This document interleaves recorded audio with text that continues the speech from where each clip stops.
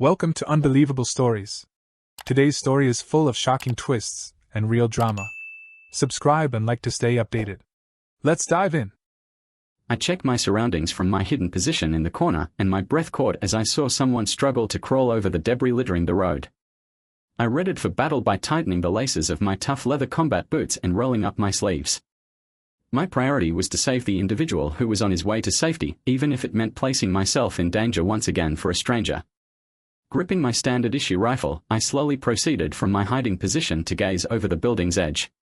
The conflict had relocated farther into the city, clearing the area for the time being. After double-checking my gun's clip and evaluating the situation for any potential threats, I raced to the wounded person, then halted in my tracks. "Jake, oh my God, don't speak. I'm going to get you to safety." His face was beaten and bleeding, his arm hung limp, and his leg was plainly shattered below the knee. Damn, I thought, knowing I needed to move quickly before the combat commenced. "Is it just one leg that's broken or both?" I questioned the physician. He put up one finger, terror on his face. There were no words required, we both worried how I'd get his hefty body to safety. "Can you lean on me and walk on the good leg?" she asked you. He nodded and I helped him up. "It's just a few yards, Jake, don't worry. Thee'll fix you up." I spoke more to convince myself, since his injured face prevented him from responding. However, his nods provided some consolation as we made our way to the subterranean bunker where the medics were stationed. "I've got Marshall," I said as we entered. "Check his face, arm, leg, and torso. Has been through hell out there." "Yes, Captain." A bigger orderly freed me of Jake Marshall and transferred the wounded guy to a stretcher to be examined. I glanced around, taking in what was once my squad and what was now a collection of torn-up corpses fresh from combat. My heart froze when I saw who was on the bed furthest away from me. I grabbed the next doctor who wasn't treating an injured patient and discreetly inquired, "Is he?" The doctor shakes his head. "Ethan's barely hanging in there. Go and let him know you're here. Maybe it will help him pull through." My body didn't want to move, I felt nervous from fending off the onslaught. But I felt his safety was more vital than my own pleasure. I loved this guy, whether he knew or acknowledged it. I needed to see his face before I could calm my anxiety even little. He was roughed up, and roughed up doesn't even begin to describe it. His left arm and leg were both covered in black casts. There was a tube in each arm giving him fluids, and I mentally counted all of the stitches on his face and chest. "Oh, Ethan, what in the hell did they do to you?" I moaned and softly brushed my thumb over his lower lip. For the last 6 years, Ethan Grant was the only reason I got out of bed in the morning. We'd known each other and worked together for years, and I fell in love the instant my gaze met his. I knew I was doomed right away. His blue eyes brightened my brown ones, and his silly smile made my heart skip a beat. "Lily, we've got more wounded over here, you better come take a look." I closed my eyes and murmured quietly into Ethan's ear, "Don't worry, he'll be right back to you, hon. I won't leave you alone for long." "What have we got here?" I straightened my posture as I saw the well-dressed military commander in front of me. "Are you Lily Carter?" he inquired. "I'm Lieutenant Colonel Eric Hayes. I've been told that a few of my men are being treated here. How may I be of service to you, Captain?" "Wow, this is a switch, Lieutenant Colonel. Shouldn't I be offering to help you, sir?" That was my response. He responded with a grin. "It does seem odd, doesn't it? But I suppose you help those in need, especially if they know what the hell they are doing." "That's exactly how I see it, sir. Please, follow me this way, and I'll lead you to your men while we discuss supplies and whatnot." I strolled the floors of the improvised hospital, working out a strategy. I needed a mechanism to find survivors of this horrific rebellion while simultaneously sending a team to examine why this was occurring. Convicts have been fleeing from jails around the state in recent weeks, and no one knew how they were doing it. We were at a loss. Security was enhanced at the facility, yet they still broke out. I was worried, we all were, but I had an idea what was going to happen. Recently, I saw visions of a massive tragedy taking place in the city, resulting in hundreds of dead and countless more prisoners used as bargaining chips. I hadn't slept well in 2 months, images tormented my nightmares, making my life a living hell, and now this was it. My acquaintances who worked in prisons began vanishing one by one, but they were not fleeing. No, the workers were murdered, and no evidence was left to help identify the murderers. As a police captain, I worried about the guys on my force. I'd known many of them since the police academy and a couple since high school, so my anxieties were palpable and my misgivings about the justice system were much worse. Ethan was the one guy who had stuck by my side since I was an outcast in high school. My first day of freshman year went well until I had a nosebleed while fending off my images. I was still learning how to handle the new talent and had failed terribly at keeping the blood off my clothes. I wondered about feeling embarrassed by other kids since the whole front of my shirt was soaked with blood. My sole relief came from a huge, dark-haired football team member. The most beautiful man I'd ever seen dragged me into the changing room almost violently. Please tell me this is just a bad nosebleed and that I don't have to kick someone's butt for hurting you. I stared up at him, astonished and nearly unable to speak. His blue eyes froze me to the core before immediately heating up my body. No, it's just a nosebleed from a headache I had earlier. I struggled to speak and almost stopped breathing as the enormous adolescent removed his shirt, displaying a tight six-pack and a chest covered in thick curly hair. I was in paradise. I realized that I had died from blood loss and had gone to heaven right then. Here, you'll wear my football jersey, and you obviously need something else to wear. I hope it doesn't smell too much like a guy for you. Come here, he added, pulling me into a huge bear embrace that made me flush a lot. Ethan grunt. I know this may seem weird, but I used to get nosebleeds all the time, and I saw how everyone was making fun of you, so I just had to help. What's your name, kid? Lily Carter. And thanks for the shirt. It smells really nice. Even though it had been more than 5 years, I recalled that day like it was yesterday. That damn guy had held my heart in his strong hands for 6 years, and I honestly hoped he wouldn't let it go. Looking back, it was clear that we were great for one another. I mean, he liked to eat, and with my Italian ancestry, I could certainly cook. Sitting at his bedside now was exhausting. It required a lot of effort not to weep. I drew the privacy curtain and nestled up next to him in his hospital bed. The only way I could sleep was with my head on his chest and his pulse soothing me to sleep. I woke up a few hours later, feeling warm and safe. It was still dark outside, but the moon provided enough light to see plainly within the little cubicle-like chamber. I felt Ethan's fingertips glide over my jawline. This place gives great service, Soph. They even give you a beautiful woman to wake up holding. He smiled gently and held me to him. I sighed, inhaling his manly aroma. How are you feeling, old man? You holding up? I'm better now that you're here with me. You know I hate hospitals or hospital-like places, so waking up with you here was a big relief. Thanks, Lily, he added as he kissed my forehead and held me again. God, I could die right here and be happy. That notion caused my heart to halt and then accelerate as if it was about to explode out of my chest. I have to do something right now. I lifted my head up, looked into Ethan's beautiful blue eyes, took a big breath, and gently placed my lips against his. The electrifying sensation racing through my body implored me to deepen the kiss, and when he didn't object, I did just that. I softly ran my fingers through his shaggy brown hair and straddled him as we continued to kiss. His damaged hand, cast and all, was twisted in my hair, holding me close and directing our sudden kiss. After what felt like hours of sitting there kissing, we eventually parted ways. Tears streamed freely from my eyes as I dropped into his shoulder, the dread of losing him finally catching up with me and causing a breakdown. He caressed my back and silently reassured me, so I didn't have to say anything. Lily, it's okay. I've got you. I'm right here, and I'm fine, baby. Don't cry. My tears gradually stopped, and I felt Ethan's chest rise in a giggle. That was some kiss, Lily. You sure you don't love me? Of course I do, you fool. I always have, I admit it. I've loved you since you gave me that damn shirt in high school, which I still have, by the way. I stroked his neck. I didn't care what I said anymore, and he wanted the whole truth. He laughed again before running his good hand over my hair. Oh no.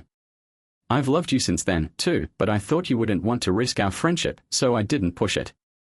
I saw you come into the cafeteria that day, and when you suddenly ran out, I followed you to make sure you were okay. Then when I saw your shirt all bloody, I knew just what I had to do. He grabbed my hand and kissed my cheeks. I've loved you all along, Lily. You're my Lily, and you always have been. You think I went to that damn prom for fun? I hate dancing, you know that. But I went for you, and God, Lily, you were the most beautiful girl there. It took everything I had not to kiss you like I wanted to that night. Nothing's stopping me now, though, so come here, woman. Our lips connected again, and the shooting a few streets away went unnoticed until the door burst open and troops brought in more injured. "I guess I better get back to work," I murmured, moving away from Ethan. "I'll be back as soon as I can. Don't go dying on me, you scumsucker." I grinned and leaned in for a short kiss before rising out of his bed and heading to the freshly injured to evaluate the damage and devise a new strategy. I knew I had a long night ahead of me, as well as a fresh incentive to put a stop to this dispute. Thanks to Lieutenant Colonel Eric Hayes, my crew now has military-grade weaponry. I hunkered on the roof of the old Broadway building, having relocated some of my men there for a new assignment. The folks who were stranded here when the war broke out were relieved to see us arrive, since we brought some feeling of peace and safety. I stood in front of a semicircle of my finest men, ready to issue commands. "Mason, you and Cameron are to head to the rooftop. You will guard the building from intruders who intend to do harm to the civilians throughout this building. Nolan, you and Bryant are to go with them. Make sure at least 2 of you have the communicators in case you need to get in touch with the base. Mason, you'll be in charge." I inquired whether they had any queries before we went on. "Martin, take Bennett, Clark, and Reeves to ground level. Any civilians found are to be brought to the 4th floor, where any medical needs they have can be met. Martin, you're in charge, so take the communicator and stay together. I don't want to lose anyone today." The only ones left were my finest teammates, the only women on my squad, but for a very good reason. These 3 were the greatest. "Brooke, Quinn, Carson, you 3 are to take the basement and bring in any survivors you find from the streets. I trust you with the most difficult job, naturally. Be careful and watch each other's backs, as always. Each of you needs a communicator. Stay on Channel 4 because everyone will be in touch via the communicators. Stay within a 2-block radius until cleared by me, unless you see a survivor within reasonable reach. Stick to the shadows as we discussed. Captain, where can we find you if we need you?" Carson inquired. "He'll be on the 3rd floor. One of the windows has been broken just enough to fire my rifle at possible intruders. Remember, stay low and keep your wits about you." With that, we all parted ways. I swiftly downed the flight of steps to the 3rd story and positioned myself in the window. I rigged up my M4 rifle, allowing just the barrel to peek out of the shattered area. Using the scope, I found a group of escapees in the ancient clock tower across the courtyard. I silently lined up my shot and took down the largest one, who looked to be issuing commands to the others. The remaining 4 hardly had time to process what had occurred before I finished removing the final one. My job was clear: eliminate anybody who presented a danger to people or wanted to harm my guys. I looked around for anybody else on roofs or in the neighborhood and saw none. I decided to check in with my team and grabbed my communicator. "Mason, come in. Do you read me?" "Loud and clear, boss." "What's your 20? 3rd floor. How's your position looking?" "All's quiet at the moment, boss. Those boys on the clock tower seem to have been alone. I'll keep an eye out and alert you to any activity." 10 to 4, Mason. I'm heading to ground level to help Martin's team with the civilian roundup. Keep me posted. I slowly but determinedly made my way down the stairs. As I approached the ground level entry, I peeked through the glass-reinforced doors and saw that everything seemed to be in order. Pulling out my communicator, I found Martin and his colleagues in the lobby. "Martin, do any need medical attention?" "Serious cases first, mind you." "No, ma'am." The gunshots inside seemed to have missed all patrons except for minor injuries such as cuts and bruises. All doors and windows have been secured, and the entire floor has been cleared of intruders. Good work. Bennett and Clark, stay on this level to maintain security while we move everyone upstairs to the 4th floor. No loud voices, we don't want to draw attention to ourselves more than necessary. Keep it quiet. When I heard static from my communicator, I immediately examined the line. Code 30, officer down. Request backup immediately. My pulse raced as I approached the basement door and slid stealthily into the streets.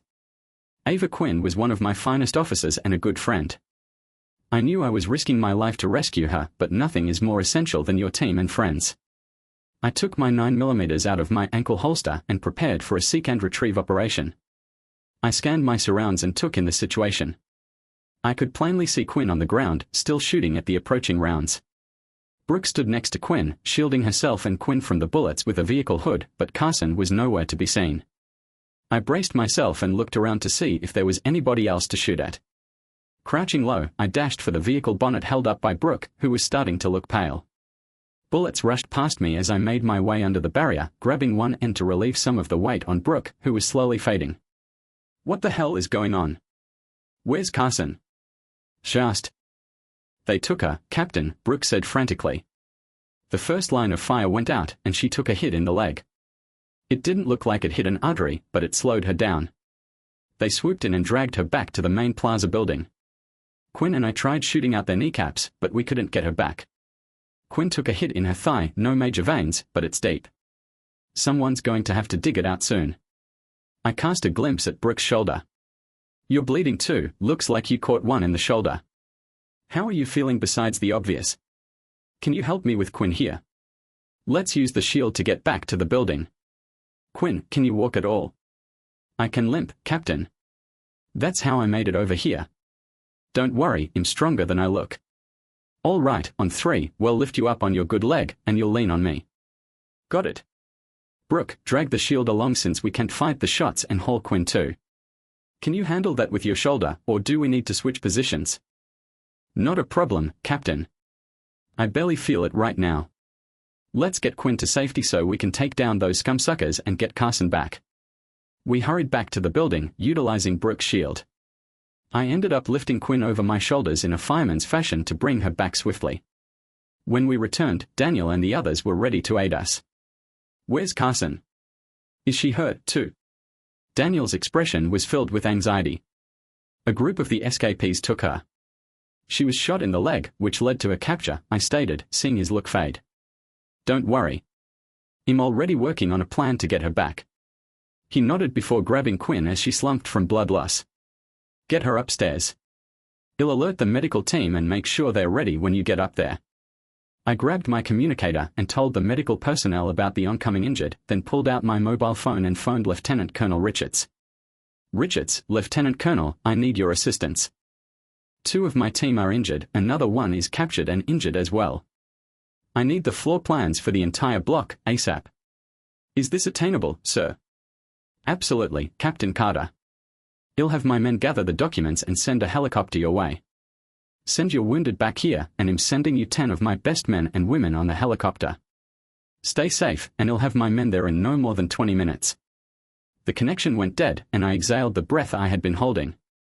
Thank God. I was going to need all of the support I could get. My brain was whirling from everything that had transpired in the last 20 minutes. One of my finest team members had been apprehended after being shot, and another needed to be hospitalized. This alone was enough to send me reeling, but add in the fact that my freshly acquired lover was laying in a hospital bed, and my mind was about to burst. Good news arrived, lifting a tiny bit of tension off my shoulders. Ethan was improving and was getting up and moving about. Fearing I'd lose him before he was really mine almost killed me, and that was only a few days ago. I didn't want to think about what it was like to lose the one person in the world who knew about and trusted my visions and who didn't judge me for them. He was also the first person I had ever cared about enough to let into my insane world. It just so happened that I fell in love with the guy who spared me from wearing a blooded shirt in high school. After that day, my heart belonged to him forever and still does. My thoughts returned to the day Ethan forced me to admit what was causing my nosebleeds and migraines. He finally got bored up with my frequent cover-ups and shoved me into his flat, locking the door and blocking any escape since he stood between it and me. Flashback. Damn it, Lily, no more lies. What's wrong with you that causes these headaches, and is it something I should worry about? Because right now, I'm scared to death since you won't tell me a thing, and I can't take it anymore. My body trembled slightly with pleasure at the prospect of being pinned to the wall by Ethan, but more so with dread of losing his friendship over my visions. I groaned in despair. There was no way to avoid informing him without driving him away, which I did not want to do. Fine, I'll tell you, but I don't want to hear a word about me being insane or lying because I'm telling the truth, and I refuse to be treated any differently than you treat me now. Got it? Ethan nodded in agreement and backed off slightly, nearly accompanied by a groan of disappointment. God, you're going to think him crazy, but I guess this was going to happen eventually. All right, so I have visions that allow me to see what will most likely happen in the near future. They can happen during the day or during my sleep, which is where they are strongest because nothing interferes with them. In my sleep, they can be overwhelming, but are usually controllable.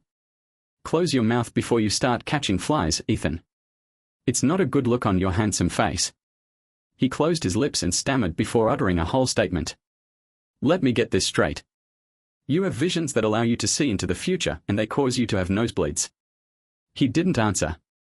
I'm a little confused, but I know you better than to think you're lying. Care to explain a little more? I mean, can you choose what you see, or is it random? First of all, the visions themselves don't cause the nosebleeds. Ignoring the visions for long periods of time does, which also causes the headaches. Second, no, I can't choose what I see, but it's not completely random either. I only see people I know somehow, whether they are directly linked to me or through a friend of a friend. He nodded, his eyes widening as the truth struck in. That's how you knew not to let me get on that bus last week. The one that crashed outside of town when the driver had a seizure. Lily, you saved my life. That was the idea, genius. End of flashback. My communicator buzzing brought me back to reality, drawing me away from the memories of Ethan. Carter, Captain, it's Mason. I just wanted to let you know that we have the blueprints for the entire block. They are available back at the shelter, as you requested. Thank you, Mason. I'm on my way now, I said, hanging up the phone as I made my way to the subterranean bunker that housed not only my squad but also the injured, including Ethan. My heart skipped a beat as I thought of seeing him again, preferably without the tubes. I hated seeing him look so vulnerable. As I moved into the shadows on the street, I spotted something ahead. What the heck is that? A limousine. Why is there a limo in the midst of town while escapees are holding the city hostage? I made my approach cautiously towards the limo, noting the structure in front of where it was parked, as well as a few convict uniforms sprinkled around. Is it too cliched? For the love of God, they are sheltering in the ancient watchtower building. I grabbed out my communicator and sprinted into a nearby alley. Mason, I think I've caught a break in the case. I'm not coming straight there. In fact, I want you to grab the team and gather in my office immediately. Say nothing to anyone that's not part of our team. I'm calling Lieutenant Colonel Richards and then heading to my office. Yes, Mum. He'll gather everyone now and we will be waiting in your office for your arrival. I called Lieutenant Colonel Richards and requested him to join my team in my office right away, thankful that he could come on such short notice. I silently placed my communicator into its holster on my belt and concealed at the alley's doorway. The escapees dispersed about the watchtower building and the limo all stopped chatting as the passenger appeared, prompting me to swallow back a gasp at the sight of the strong guy coming out. I am the son of that rat, Vincent Warren. Why didn't anybody think of linking this to him? He has gradually removed every official in the jail who disagreed with his ways. Of course, I had no strong evidence of this, which is why he wasn't in prison himself. But, damn it, I should have known. Grabbing my communicator, I activated the camera function and recorded Warren shaking hands with the escapees and entering the watchtower building freely. I have evidence now, you scumsucker. You will not leave me again. You'll be darn sure of it. When I was convinced Warren was inside one of the watchtower's suites, I inspected the remaining escapees and discovered something that made my pulse race with joy. I recognized someone standing casually off to the side since I had thrown him behind bars many times before.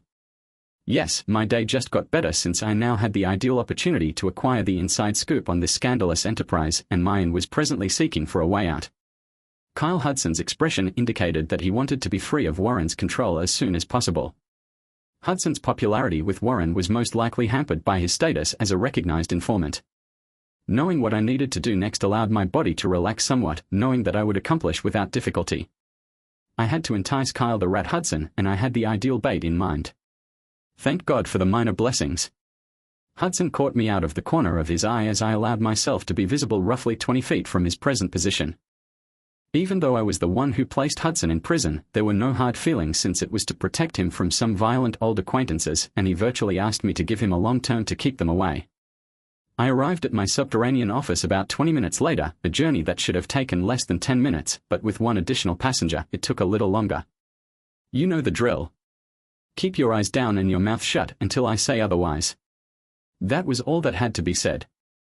I knew Hudson would not say anything until then since his life was in danger. We entered my office and everyone's eyes opened as they realized who was with me. Mason tried to hide a knowing grin as I walked to my desk and locked the door behind me. We obviously have a guest, and I'm sure a few of you have already met. I want to start with something else first. Everyone, take out your communicators and watch the video I've sent you. The silence in the room was broken by quick gasps of recognition and a few murmurs of disdain. When all eyes were back on me, I resumed addressing my squad and Lieutenant Colonel Richards. And now you see where our guest comes in. Where are the blueprints? We need to devise a plan of rescue immediately, especially since we know who is behind this situation. Hudson stopped me, which startled me since he seldom speaks unless properly addressed. You better hurry. Warren knows who Carson is and who she's working for, and he plans to torture her, then kill her just to spite you. She's not where you think she is, she's in the old Aldridge building, top floor, suite 3. She's guarded, but not heavily, since he didn't think you'd check there. Has 1-6 come sucker? He took a moment to think about his findings. Last I saw, she had lost a lot of blood from her gunshot wound, and he had tried to beat information out of her. I'm sure you know how well that went over. You should be proud, she never even whimpered. He seemed embarrassed. After his initial outburst, he simply gazed at the floor while I stated my directions. I tasked Mason, Bennett, Clark, Nolan, and Bryant with finding an alternative path into the Aldridge building and prepping everyone for the swoop. Lieutenant Colonel Richards approached me to assure his soldiers would be ready in less than 15 minutes, and they were being briefed on the issue as we talked. I thanked him and walked up to Brooke and Daniel. Brooke, Daniel, head over to the conference room and gather all of the information you can on Vincent Warren. Prepare to present what you find, as well as what I've shown you in the video, to the rest of the squad. The two of them exited the room, leaving Hudson and myself. I know, Captain, Hudson said gently. I'm pulled from this mission because of my ties. I understand completely. I groaned and got myself together. You're right, Hudson. I can't allow you to go. I would be a wreck if it were my own partner. I'll bring her back to you, though. I'll do everything I can to make sure of it. Hudson offered a modest nod, acknowledging the circumstance. Thank you, Captain. She's tough, I know she'll hold out until you get there. Just bring her back safely, please. I gave a reassuring grin before returning my attention to the work at hand. Go rest, Hudson. We've got a lot to prepare, and I need you clear-headed when this is all over. He nodded and exited the room, allowing me to complete the rescue plan. The crew was already working swiftly, pulling together the drawings of the Aldridge building and determining the optimum approach for penetration. Lieutenant Colonel Richards' men were on standby, armed and ready to help. After consulting with Richards, I provided a final briefing to my staff. Here's the plan: we'll use the basement parking garage as our entry point and move up through the maintenance stairwell. We'll split into 2 groups. Mason, you'll lead the first group up to the second floor to secure the exits. Bennett and Brooke will join me in the primary assault up to Suite 3. The goal is to extract Carson and neutralize any threats. Let's do this quickly and quietly. Everyone ready? The team's resolute nods confirmed our preparation. We dashed to the parking garage and started climbing the maintenance stairs, keeping to the shadows and ready for any signals of danger. As we approached the second level, I directed Mason and his crew to pull off and block the exits, while I proceeded up with Bennett and Brooke. We sneaked up to the third-floor landing, where Suite 3's entrance was situated. I looked through the little glass on the stairway door and saw 2 guards stationed outside the apartment. They were lightly armed, making our task easy. I looked at Bennett and whispered, "On my mark, we'll take them out quietly." He nodded in agreement and gripped his shock baton. "Now," I whispered. We rushed quickly, and before the guards could react, they were on the ground, unconscious from Bennett's shock baton and Brooke's well-placed hit. With the guards out of the way, I cautiously opened the suite door.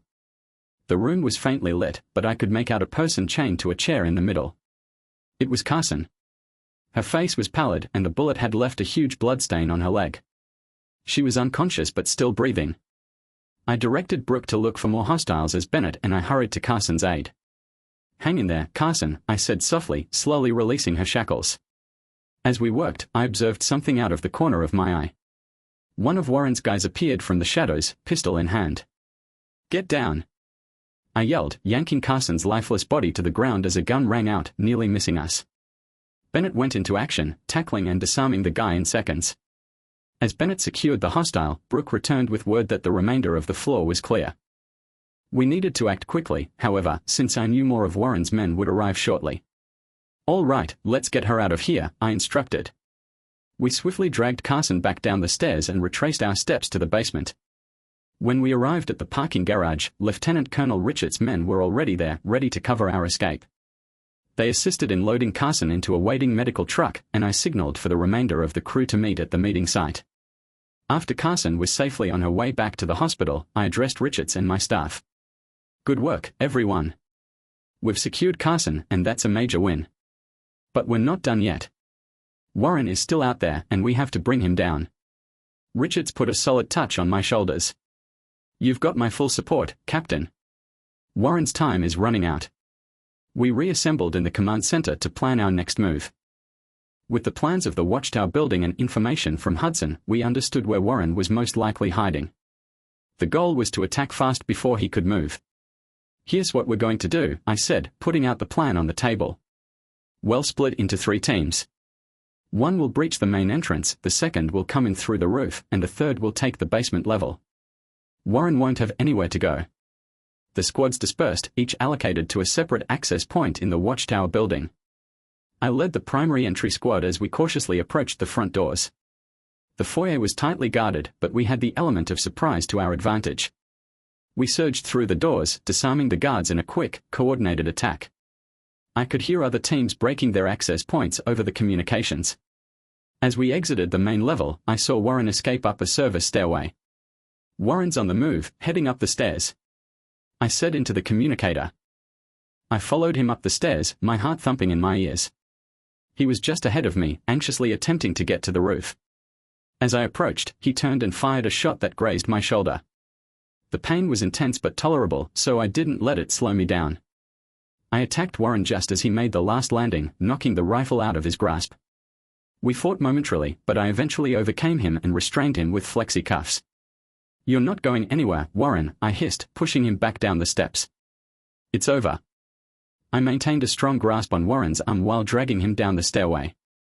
He fought, but his hands were chained behind his back, so he couldn't move. I radioed the teams, we've got him. Warren is in custody. Clear the building and secure all exits. As we reached the bottom level, I turned Warren over to Richard's troops, who quickly led him outside to a waiting military truck. The sight of defeat in his eyes was gratifying, but there was more work to do. I collected the rest of my crew and conducted a last sweep of the facility to verify there were no more dangers. After checking that the facility was safe, I strolled outside to observe Warren being loaded into the back of a highly armored vehicle. His emerald eyes blazed at me, and I could sense the rage blazing within him. You think you've won, Lily? He scoffed. This isn't over. I have allies and they won't let this slide. Your allies are either in custody or on the run, I said coldly. It is over, Warren. You've caused enough pain, and now you're going to answer for it. As the vehicle drove away, I felt a sense of relief sweep over me, even though I knew it wasn't the end. There would be a trial, and his connections may still be a danger, but the city was now secure. I took a minute to regain my breath and let the excitement subside. I rushed to Carson's side once she was brought back from the hospital for interrogation. She was seated on a bench outside the command center, with her leg bandaged, but she seemed aware. Carson, are you okay? I inquired, taking a seat next to her. I've had better days, she said, forcing a tiny grin. But thanks for getting me out of there, Captain. I didn't know if I was going to make it. Don't mention it. You held out like a champ. Now, we need to debrief and go over what happened, I remarked, happy that she was still alive and in reasonably good health. Following the debrief, I spent some time checking in with the rest of my team. The excitement was beginning to wear off, and exhaustion was setting in. But there was one more thing I wanted to accomplish before calling it a day. See Ethan. I returned to the shelter, where he had been detained for surveillance. As I strolled inside the improvised medical ward, I saw Ethan sitting up in bed, appearing stronger than when I last saw him. The relief rushed over me like a tidal wave. You're up, I murmured, attempting to remain cool. Yeah, I'm getting there, he said with a little smile. Heard you were busy saving the world again. I giggled and sat next to him, resting my hand on his. Something like that, I said quietly, moving in for a kiss. It was soothing and reassuring, a reminder that no matter what, we still had one other. Ethan's grin faded somewhat as he stared at me, concerned. How's the shoulder? It's nothing, I said, pushing it aside. A graze. I've had worse. I could see he wasn't completely persuaded, but he didn't pursue the matter. Well, now that Warren is out of the picture, what's next? Questioned the gentleman. Next, we prepare for the trial. He'll be facing a long list of charges. The evidence we've gathered should keep him behind bars for life, I murmured. But for now, I think we could both use some rest. Ethan nodded in accord. I couldn't agree more. But there's something I want to do first. Before I could react, he went over to his bedside table and took out a little velvet box. My heart skipped a beat as he opened it, revealing a modest yet stunning engagement ring. Lily Carter, I've loved you since that day in high school, and I can't imagine going through another day without you by my side. Will you marry me? The tiredness and anguish subsided as I focused on the ring, then on him. Yes, of course I will. I cried, putting my arms around him and taking care not to injure him. Our kiss was deep and emotional, a promise of the life we'd create together. Several months later, the city was largely back to normal. Warren's trial was a lengthy and arduous procedure that included testimony from survivors, arrested escapees, and erstwhile allies who had turned against him. Warren was ultimately convicted guilty of many offenses, including conspiracy, abduction, and numerous counts of murder. He was condemned to life in jail with no hope of release. Carson had completely healed from her injuries and rejoined the squad, stronger and more motivated than ever. She and Hudson had finally made their relationship official, and they looked happier than I had ever seen them. Brooke took on a leadership position, and the team was recognized for their courage throughout the crisis. Ethan and I married in a modest, private ceremony surrounded by our closest friends and family. We chose to keep things low-key, knowing that we'd experienced enough drama to last a lifetime. It was a day full of love, laughter, and a feeling of calm that I hadn't experienced in years. As we danced beneath the setting sun, Ethan murmured into my ear, "You know, I always knew we'd end up here." I smiled and put my head on his chest, listening for his pulse. "So did I," I said gently. The turmoil and darkness that had surrounding us seemed like a distant memory, and for the first time in a long time, everything seemed normal. Years passed and life gradually settled into a comfortable pace. The city had recovered from the havoc caused by Warren and his supporters, and I had transitioned into a new job. After a few more years of service, I chose to leave active duty. 7 years ago, I resigned from the force, giving over the reins to Brooke, who had already established herself as an extraordinary leader. It was nice to see her take up the position I had previously held, knowing that the city was in competent hands. Ethan and I relocated to a peaceful neighborhood on the outskirts of the city, where we purchased a small home surrounded by trees. It was the ideal spot to put the memories of strife behind and concentrate on creating a peaceful future together. We spent our days caring to the garden, going on long excursions, and appreciating the minor things we had taken for granted during our time on the police. Carson and Hudson remained great friends. Carson continued to serve with distinction after completely recovering, ultimately rising to the rank of second-in-command under Brooke. Hudson left police enforcement but discovered a passion for community service, assisting at-risk youngsters in avoiding the kind of life he formerly led. Their romance thrived, and they married 2 years after Ethan and I were married. They now had 2 small sons who were as wicked as their parents. We regularly had them over for supper, where Ethan and Hudson would compete on the grill while Carson and I caught up on life. Unfortunately, not every tale had a good ending. Diana Quinn battled valiantly after the injuries she got during the crisis, but complications emerged and she died after a protracted battle. Her name and photo remained on the precinct's hero wall, among others who had sacrificed their life for the city. Every year, we had a memorial in their honor, and I always made an effort to attend, even after retirement. It was critical to remember the sacrifices they made and the people they rescued. Lieutenant Colonel Richards pursued his military career and finally retired to Germany, where he resided with his wife and children. We spoke infrequently, sending letters and Christmas cards. I would be eternally thankful for his assistance during the darkest days of the crisis. Warren stayed in jail, suffering a life sentence. He challenged his conviction many times, but each was refused. The city was safer without him, and time had diminished the dread he had instilled. His name was hardly used in conversation anymore, which suited me just fine. The past needs to remain in the past. Despite our retirement, Ethan and I discovered new ways to be involved in the law enforcement community. I began working part-time as a teacher at the local police academy, where I taught crisis resolution and field tactics classes. It was rewarding to pass on my expertise to the next generation of officers, ensuring they were more equipped than I had ever been. Ethan, too, sometimes assisted with training, sharing his own experiences with recruits who clung on his every word. One day, as we went along a familiar route near our house, Ethan came to a halt and looked to me with a contemplative look. "You know, Soph," he said. "I've been thinking. We've done a lot of good for this city, but what if we started doing good on a smaller scale? Maybe it's time we expanded our family. I hesitated, my heart missing a beat at the idea. You mean children? I inquired, surprised and excited. Yeah, he said, his blue eyes flashing with warmth. It's something we've talked about before, but now it feels like the right time. What do you think? I felt a grin come over my face and leaned in to kiss him. I think it's a wonderful idea, Ethan. Let's do it. A year later, when our daughter, Grace, was born, our lives changed dramatically. She was a bright-eyed, inquisitive young girl who brought a new level of happiness into our family. Parenthood presented a whole new set of challenges, but we accepted them with open arms.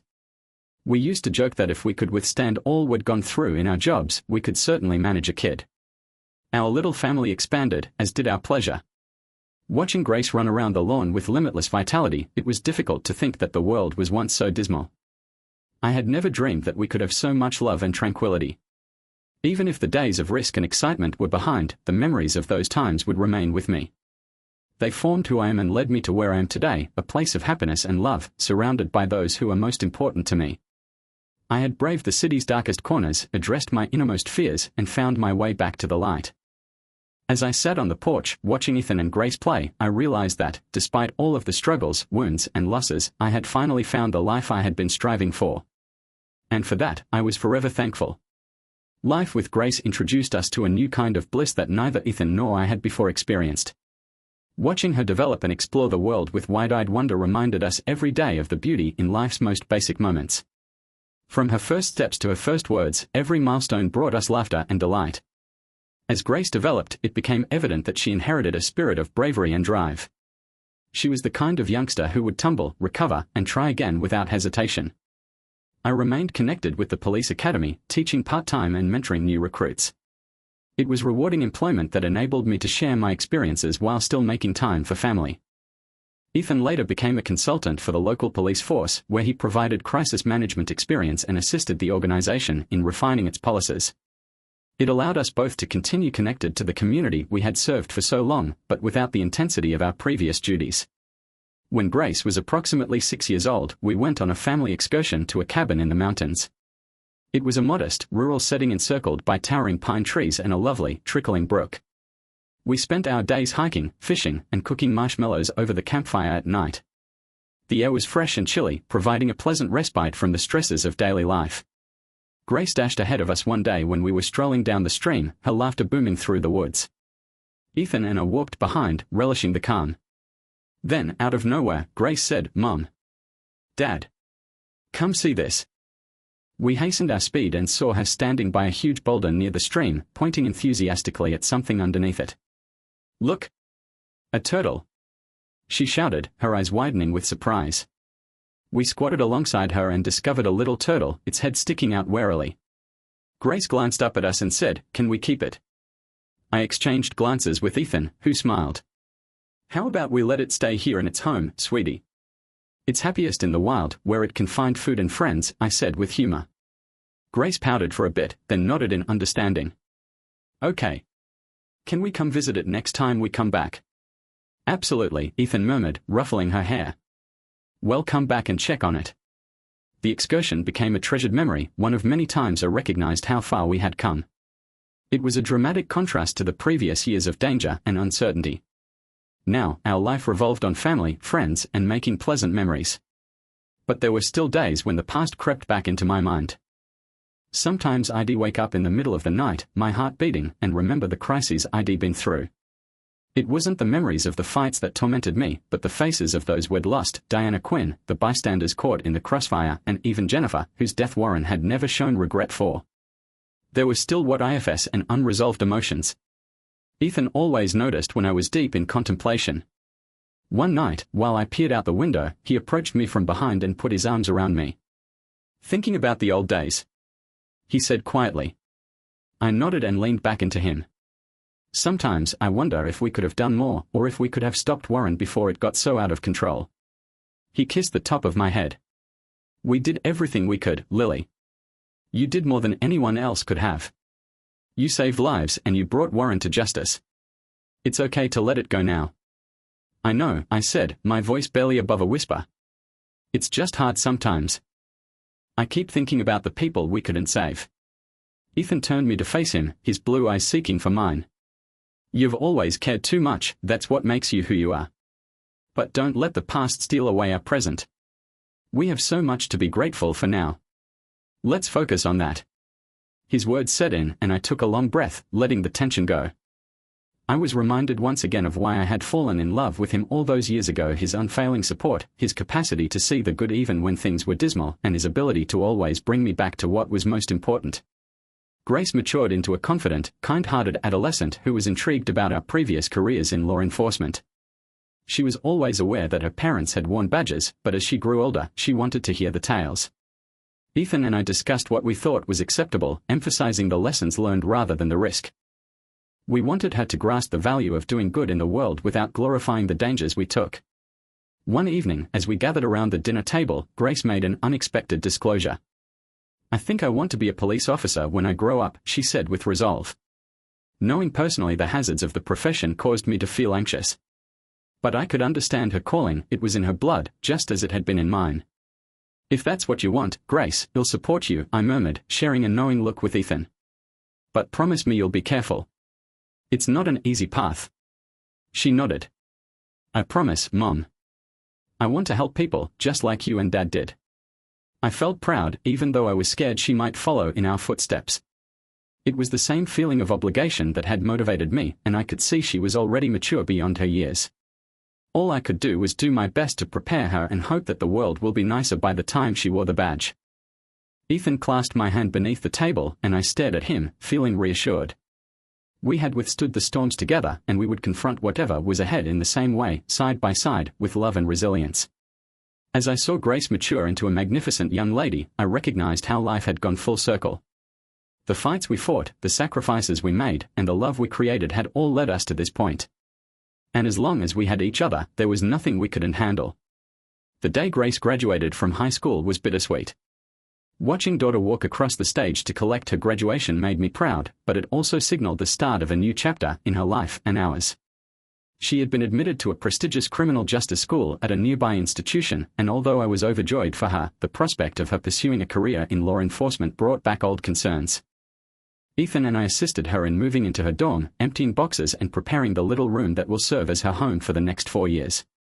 As we said our goodbyes, I embraced her warmly and felt a knot in my throat. "You're going to do great, Grace. Just remember, we're always here if you need us." "I know, Mom," she said, rubbing my back. "You and Dad taught me everything I need to know." Ethan threw his arm over my shoulders as we headed back to the vehicle. I looked over my shoulder and saw Grace standing at the doorway of her dorm, waving at us.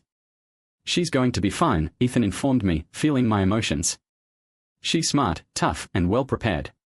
You've done a great job raising her." The empty nest was an adjustment. Our home seemed calmer without Grace's continual activity, and there were times when I missed the craziness that comes with having a teenager. But Ethan and I relished our newfound independence. We traveled more, spent time with old friends, and returned to locations we used to love but hadn't had the opportunity to appreciate in years. It seemed like we were finding our relationship all over again, this time with a lifetime of shared experiences to hold us even closer together. Grace excelled in her academics as she settled into college, inspired by the same sense of justice that Ethan and I felt. She joined the university police cadet program, and every time she phoned to inform us about a new training exercise or an internship possibility, I could hear the excitement in her tone. It reminded me of when I was a new cop, eager to make a difference. One evening, a few months before Grace's graduation, Ethan and I were having a nice supper at home when the phone rang.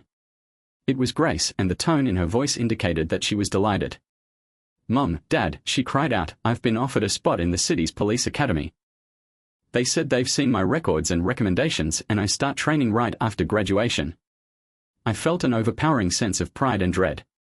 I understood how important this chance was to her, but I was also aware of the hazards that lied ahead.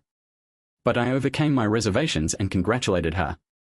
"That's amazing, Grace. We're so proud of you," I exclaimed, and I meant it. "You're going to make an incredible officer." Ethan and I attended her graduation with great satisfaction, knowing she was about to take the first step on a journey we both knew well. As she walked over the platform, it seemed as if a new generation was standing up to continue the job we had started, but with new optimism and a renewed sense of purpose. The first day of the police academy arrived soon, and we took Grace there like we did on her first day of college. As we reached the entryway, I felt a familiar sense of unease, but Grace's steady resolve soothed me. She embraced us both before stepping inside, her cadet uniform immaculate and tidy, her face set with determination. The weeks that followed were a blur for Grace, with physical training, classroom instruction, and endless exercises. She would phone us after a long day, telling us about the difficulties she was facing and the friendships she was forming. She sometimes sought me for help on negotiating strategies or how to cope with high-pressure situations. It seemed uncomfortable at times knowing that my daughter was now enjoying the type of life I used to have, but I was pleased of how she handled it. Grace thrived in the academy, as she did in everything else. She graduated as one of the top recruiters in her class. I saw her earn her badge with tears in my eyes, knowing what it represented and the responsibility that came with it. She was no longer the small child running in the backyard, she was now Officer Grace Carter. Her initial assignment was in a precinct close to where I had previously worked, and I couldn't help but get a feeling of déjà vu as she recalled her first few months on the job. I was scared at times, particularly when she was assigned on calls that reminded me of previous scenarios. But I had to believe she was competent and well prepared. She'd studied from the greatest, after all. One evening, I was sitting on the porch when I heard Grace's vehicle enter the driveway. She emerged, fatigued but satisfied, her uniform slightly crumpled following a lengthy shift. She sat down in the chair next to me and sighed. "Have you had a rough day?" I inquired, pouring her a glass of iced tea. "Yeah, you could say that," she said, taking a drink. "But I think I'm getting the hang of it. There was a standoff today, and for a second, I wasn't sure what to do. But then I remembered what you always told me about staying calm and keeping control of the situation. It helped, Mom.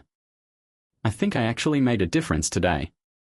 I felt a surge of pride and reached over to grasp her hand. "I'm proud of you, Grace. You've got the instincts and the heart for this job. Just remember to take care of yourself, okay?" She nodded, leaned back, and gazed up at the starry sky.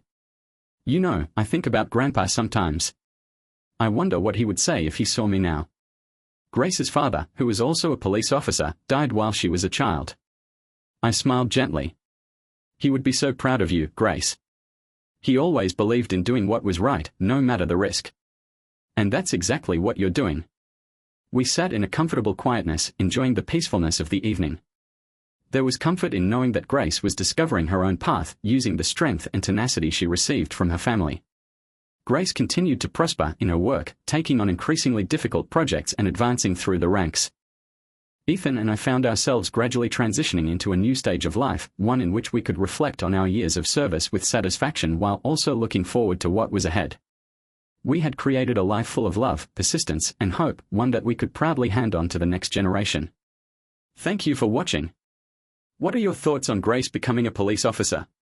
Let us know in the comments and remember to subscribe for more.